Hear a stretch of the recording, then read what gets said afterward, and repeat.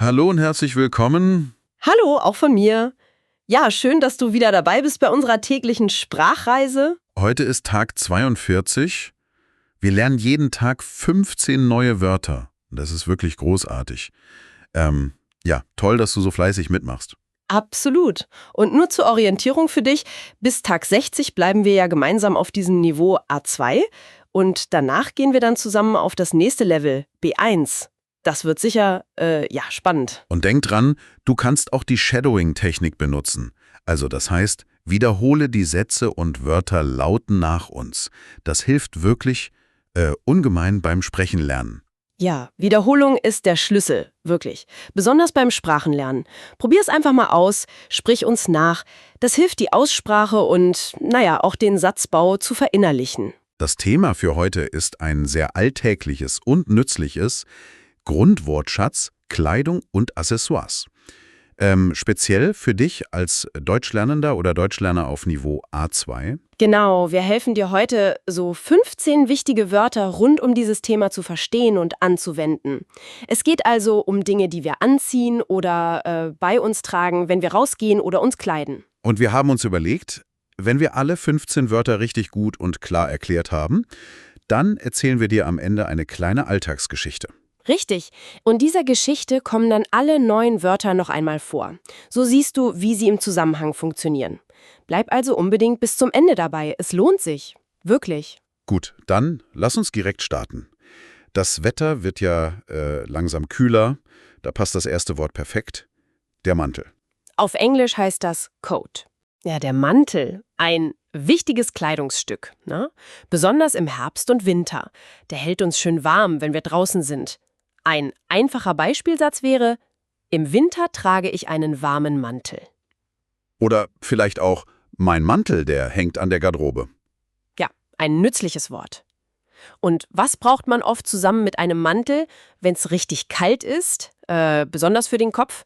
Da fällt mir sofort die Mütze ein. Auf Englisch sagt man Cap oder für diese weichen, gestrickten Dinger oft Beanie. Genau, die Mütze, sehr wichtig, damit die Ohren nicht kalt werden. Ein Beispielsatz: Wenn es schneit, setze ich eine Mütze auf. Oder ein anderer Satz: Das Kind trägt eine lustige Mütze mit Bommel. Also ohne Mütze gehe ich im tiefsten Winter gar nicht raus. Das kann ich gut verstehen. Kommen wir zu einem Accessoire, das oft sehr praktisch ist, manchmal aber auch einfach nur schick aussieht. Der Gürtel. Auf Englisch ist das Belt. Stimmt. Der Gürtel, der hat oft so eine Doppelfunktion. Hauptsächlich ist er natürlich dafür da, dass die Hose gut sitzt, ne? Manchmal ist die Hose eben ein bisschen zu groß. Dann sage ich brauche einen Gürtel. Genau. Oder man kann auch sagen, dieser Ledergürtel, der passt gut zu meinen Schuhen. Er kann also auch ein modisches Detail sein, eben. Absolut. So, jetzt haben wir Kleidung für obenrum und den Kopf und was für die Hose. Aber wohin mit den wichtigen Dingen, wenn wir unterwegs sind? Schlüssel, Handy, Geldbeutel. Ja, dafür brauchen wir natürlich die Tasche. Auf Englisch Bag oder für kleinere Damentaschen oft Purse. Ja, die Tasche ist für viele unverzichtbar. Frauen haben oft eine Handtasche, klar, aber auch Männer tragen oft Taschen, vielleicht so eine Umhängetasche oder einen Rucksack. Ein Satz dazu: Ich habe meine Schlüssel in der Tasche vergessen. Oh je, das ist ärgerlich.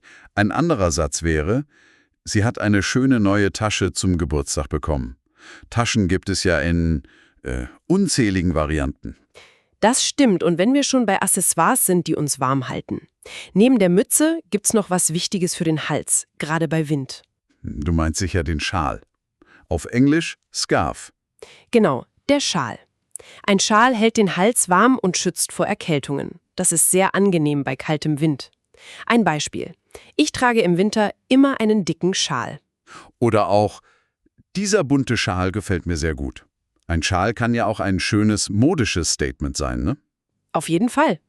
So, das waren jetzt 5 wichtige Nomen. Der Mantel, die Mütze, der Gürtel, die Tasche und der Schal. Nun kommen wir zu ein paar Verben, die wir im Zusammenhang mit Kleidung oft benutzen. Fangen wir mit dem an, was wir jeden Morgen machen. Anziehen. Auf Englisch bedeutet das to put on. Ein ganz zentrales Verb. Wichtig hier für dich: Es ist ein trennbares Verb. Das heißt, die Vorsilbe an geht im Präsens ans Satzende. Zum Beispiel: Ich ziehe meine Jacke an. Und die Vergangenheitsform, das Perfekt, ist hat angezogen. Richtig, also wenn ich erzählen will, was ich heute Morgen gemacht habe, sage ich, ich habe heute Morgen einen warmen Pullover angezogen. Oder er hat schnell seine Schuhe angezogen. Die Betonung liegt auf an. Anziehen. Genau. Und was macht man logischerweise, wenn man Kleidung nicht mehr braucht? Zum Beispiel, wenn man nach Hause kommt. Also das Gegenteil von anziehen. Das ist dann ausziehen. Auf Englisch. To take off. Exakt. Auch ausziehen ist ein trennbares Verb. Die Vorsilbe aus wandert ans Ende im Präsens. Zum Beispiel, er zieht seine Schuhe aus, bevor er die Wohnung betritt. Und das Perfekt ist, hat ausgezogen. Also könnte ein Satz im Perfekt lauten, nach der Arbeit hat sie zuerst ihre Jacke ausgezogen. Oder wir haben unsere nassen Schuhe ausgezogen. Die Betonung liegt hier auf ausziehen. Gut erklärt. Ein weiteres sehr wichtiges Verb im Zusammenhang mit Kleidung ist tragen. Das ist ein bisschen knifflig, weil es zwei Hauptbedeutungen hat. To wear, also Kleidung am Körper haben, oder to carry, also etwas transportieren. Stimmt, da muss man auf den Kontext achten. Also zuerst die Bedeutung to wear. Das Verb ist im Präsens unregelmäßig. Ich trage, du trägst, er sie es trägt, wir tragen, ihr tragt, sie tragen. Das Perfekt ist für beide Bedeutungen gleich. Hat getragen. Ein Beispiel for to wear. Sie trägt heute ein schönes Kleid. Genau, und im Perfekt wäre das dann, sie hat gestern auf der Party ein schönes Kleid getragen. Oder, welchen Pullover hast du gestern getragen? Das ist die eine Seite. Und nun die zweite Bedeutung von tragen. To carry. Hier geht es darum, etwas mit den Händen, Armen oder auf dem Rücken zu transportieren. Zum Beispiel? Ich trage die schwere Einkaufstasche für dich. Richtig. Und das Perfekt dazu? Ich habe gestern die schwere Tasche die Treppe hochgetragen. Oder? Er hat den Koffer zum Bahnhof getragen. Man muss also immer schauen, geht es um Kleidung am Körper oder um das Transportieren von etwas? Das ist der Trick. Das ist eine wichtige Unterscheidung, ja. Was machen wir denn, wenn unsere Kleidung alt ist oder wir einfach mal was Neues möchten? Tja, dann müssen wir wohl neue Kleidung kaufen. Auf Englisch to buy. Ja, das machen viele von uns gerne mal. Kaufen ist ein regelmäßiges Verb, zum Glück. Das Perfekt ist, hat gekauft. Ein einfacher Satz im Präsens. Wir kaufen neue Schuhe für den Urlaub. Und im Perfekt. Wir haben letzte Woche neue T-Shirts gekauft. Oder hast du dir die Jacke gekauft, die du wolltest? Ein sehr, sehr alltägliches Verb. Absolut. Und wenn wir die Kleidung dann getragen haben, wird sie ja irgendwann schmutzig. Was müssen wir dann tun? Dann steht waschen an. Auf Englisch to wash. Kleidung muss man halt regelmäßig waschen. Richtig, sonst stapelt sich die Wäsche. Waschen ist im Präsens unregelmäßig. Ich wasche, du wäschst, es wäscht, wir waschen, ihr wascht, sie waschen. Das Perfekt ist aber regelmäßig. Hat gewaschen. Zum Beispiel, du musst das Hemd waschen, es hat einen Fleck. Ein guter Beispielsatz. Und im Perfekt. Du hast das Hemd gestern gewaschen. Oder ich habe am Wochenende die ganze Wäsche gewaschen. So, das waren jetzt 5 wichtige Verben. Genau. Anziehen, ausziehen, tragen, kaufen und waschen. Alles klar soweit. Ja, ich denke schon. Und an dieser Stelle vielleicht eine kurze Anmerkung. Wenn dir diese Art der Wortschatzerklärung hier in unserem Gespräch gefällt, dann freuen wir uns natürlich sehr, wenn du unseren Kanal abonnierst und uns vielleicht sogar einen Daumen nach oben gibst. Das zeigt uns, dass es dir hilft. Ja, das wäre eine tolle Unterstützung für uns. So können wir weitermachen und dir noch viele weitere nützliche Wörter und Wendungen beibringen. Aber jetzt machen wir erstmal weiter mit den letzten 5 Wörtern für heute. Das sind Adjektive, also Wörter, die beschreiben, wie etwas ist. Fangen wir mit einem Adjektiv an, das sehr gut zu unserem ersten Wort, dem Mantel, passt. Warm. Auf Englisch heißt es auch warm. Ein sehr nützliches Wort, gerade jetzt im Herbst und Winter. Ein Beispiel. Der Pullover ist sehr warm. Oder eben, der Mantel hält mich schön warm. Man kann es natürlich auch für andere Dinge benutzen, nicht nur für Kleidung. Zum Beispiel, die Suppe ist noch warm. Oder, ich trinke gerne warmen Tee. Es beschreibt halt eine angenehm hohe Temperatur. Und was ist das logische Gegenteil von warm? Das ist kalt. Auf Englisch? Cold. Genau. Ein typischer Satz, den man oft hört. Heute ist es kalt, zieh dich warm an. Da haben wir gleich eine schöne Verbindung zum Adjektiv warm und zum Verb anziehen. Ne? Stimmt, das passt gut zusammen. Man kann natürlich auch sagen, das Wasser im See ist sehr kalt. Oder meine Hände sind ganz kalt. Beschreibt eben eine niedrige Temperatur. Kommen wir zu einem Adjektiv, das einen bestimmten Stil beschreibt. Wenn Kleidung besonders schick ist, vielleicht für eine Feier oder einen offiziellen Anlass, wie nennen wir das dann oft? Dann sagen wir häufig elegant.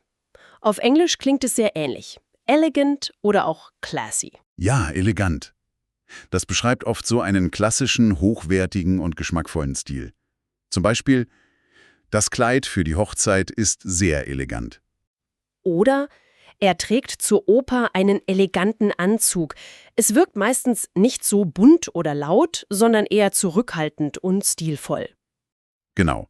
Und was sagen wir, wenn etwas vielleicht nicht klassisch elegant ist, aber total modern, im Trend und einfach gut aussieht? Besonders bei jüngeren Leuten hört man dieses Wort oft. Ah, da fällt mir stylisch ein. Auf Englisch wäre das stylish oder fashionable. Richtig, stylisch. Ein sehr gebräuchliches Wort heutzutage. Ein Beispiel. Diese neuen Sneaker sind total stylisch. Oder? Sie hat eine sehr stylische Sonnenbrille. Es bedeutet einfach, dass etwas modisch ist und gut aussieht, oft auf eine moderne, manchmal auch etwas auffälligere Art als elegant. Man kann auch sagen, die Einrichtung seiner Wohnung ist sehr stylisch. Ein gutes Beispiel. Und das letzte Adjektiv für heute beschreibt nicht den Stil oder die Temperatur, sondern die Farben. Was sagen wir, wenn etwas nicht nur eine Farbe hat, sondern viele verschiedene? Dann ist es farbig, auf Englisch colorful. Genau, farbig. Das Gegenteil wäre ja einfarbig oder vielleicht schwarz-weiß. Ein Beispiel. Ich mag farbige Hemden lieber als weiße. Oder, um auf den Schal zurückzukommen, der Schal ist schön farbig mit roten, gelben und blauen Streifen. Es bedeutet einfach, dass etwas viele oder leuchtende Farben hat. Ein farbiges Bild, ein farbiger Regenschirm, sowas halt. Super. Damit haben wir unsere 15 Wörter für heute komplett. Der Mantel, die Mütze, der Gürtel, die Tasche, der Schal, anziehen, ausziehen, tragen, kaufen, waschen, warm, kalt, elegant, stylisch und farbig. Puh! Das ist eine tolle Mischung, oder? Wichtige Nomen, Verben und Adjektive rund um das Thema Kleidung und Accessoires. Ich hoffe, du konntest dir die Wörter gut merken. Und um das Ganze noch etwas zu festigen, kommt jetzt, wie versprochen, unsere kleine Alltagsgeschichte. Hör gut zu und achte mal darauf, wie die neuen Wörter verwendet werden. Okay, pass auf. Es ist ein kalter Morgen im November. Anna steht am Fenster und sieht, dass der Himmel grau ist. Sie will nach draußen gehen, um ein paar Dinge zu erledigen. Sie weiß, sie muss sich warm anziehen, denn die Temperaturen sind ziemlich niedrig heute. Zuerst sucht sie sich einen dicken Wollpullover aus dem Schrank. Den zieht sie an. Dann geht sie zur Garderobe und nimmt ihren langen dunkelgrauen Mantel. Ohne den wird ihr bestimmt schnell kalt. Für den Kopf braucht sie auch etwas, also greift sie nach ihrer Lieblingsmütze, einer weichen roten Strickmütze. Und um den Hals kommt der selbst gestrickte farbige Schal, der so schön zu ihrer Mütze passt. Sie schlüpft in ihre Jeans. Ups, die ist ein bisschen weit heute. Sie braucht unbedingt einen Gürtel. Sie kramt kurz in ihrer Schublade und findet ihren schwarzen Ledergürtel. Perfekt, jetzt sitzt die Hose wieder richtig. Bevor sie das Haus verlässt, schnappt sie sich noch ihre Tasche, eine praktische Umhängetasche. In der Tasche verstaut sie ihren Geldbeutel, die Schlüssel und ihr Handy. Sie hat auch einen kleinen Zettel dabei, denn sie will heute neue Handschuhe kaufen. Ihre alten haben leider ein Loch bekommen. Sie geht also in die Stadt. In einem kleinen Geschäft entdeckt sie ein paar Handschuhe, die ihr sofort gefallen. Sie sind aus weichem Leder mit einem kuscheligen Futter. Ziemlich stylisch, findet Anna. Vielleicht nicht super elegant für einen Theaterbesuch, aber perfekt für den Alltag. Und das Wichtigste, sie fühlen sich wunderbar warm an. Genau das, was sie gesucht hat. Sie beschließt, sie zu kaufen. Zufrieden mit ihrem Einkauf kommt sie später am Nachmittag wieder nach Hause. Gleich an der Tür zieht sie den Mantel, die Mütze und den Schal wieder aus und hängt alles ordentlich auf. Puh, drinnen ist es viel wärmer. Sie trägt heute ein neues hellblaues Hemd, das sie zum ersten Mal anhat. Es fühlt sich gut an. Sie denkt daran, dass sie es heute Abend direkt waschen sollte, damit dieser leichte Neugeruch verschwindet. Sie hat es nun den ganzen Tag über getragen und ist froh über ihre Wahl. Das war unsere kleine Geschichte mit Anna. Hast du alle 15 Wörter wiedererkannt? Und konntest du verstehen, wie sie im Zusammenhang verwendet wurden? Super. Jetzt bist du dran. Die beste Übung ist ja, die Wörter selbst anzuwenden. Versucht doch mal, eigene Sätze mit diesen Wörtern zu bilden. Schreibt bitte eure Sätze mit diesen Wörtern in die Kommentare unter diesem Beitrag. Wir sind gespannt und freuen uns darauf, sie zu lesen. Ehrlich. Genau. Nur durch die eigene Anwendung prägen sich die Wörter am besten ein. Und wenn du keine Folge verpassen möchtest, dann abonniere doch unseren Kanal. Und wenn euch diese heutige Besprechung gefallen hat, gebt uns gerne einen Daumen nach oben. Das motiviert uns wirklich sehr, weiterzumachen. Und noch ein kleiner Ausblick. Vergisst nicht, morgen wieder reinzuhören. Das Thema von morgen ist nämlich auch ein sehr spannendes und, ja, wichtiges Thema: Kommunikation. Da sprechen wir über wichtige Wörter für Gespräche, Sprache und Verständigung im Alltag. Das wird sicher super hilfreich für deine täglichen Interaktionen. Also bleibt unbedingt dabei. Wir freuen uns auf dich. Bis morgen. Tschüss und viel Spaß und Erfolg beim weiteren Deutschlernen.